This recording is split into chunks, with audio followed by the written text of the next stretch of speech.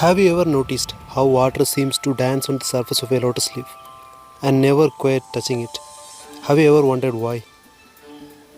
In today's video, we will explore the fascinating science behind why lotus leaf repel water and why they always seems to stay dry no matter how much it rains.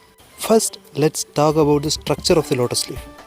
If you were to examine it under a microscope, you would see a series of tiny bumps and waxy coatings. These microscopic features create a rough surface that minimizes contact between the water droplets and the leaf itself.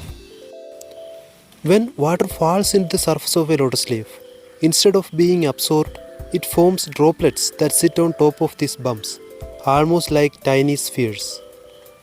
But why does this happen? The answer lies in a phenomenon known as superhydrophobicity. Superhydrophobic surfaces, like lotus leaf, have a unique ability to repel water due to their structure and chemical composition.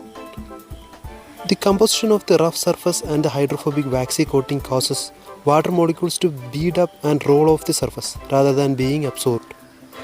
The incredible nature of mechanism not only keeps lotus leaf dry but also helps to prevent dirt, dust and other contaminants from sticking into them. Scientists have been studying the lotus leaf for inspiration in creating new materials that mimic its superhydrophobic properties. These materials have the potential to revolutionize industries such as water filtration, self-cleaning surfaces, and even waterproof coatings for clothing.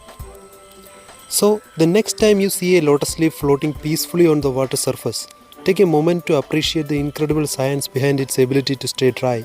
And who knows, maybe one day you will be using lotus-inspired technology in your everyday life.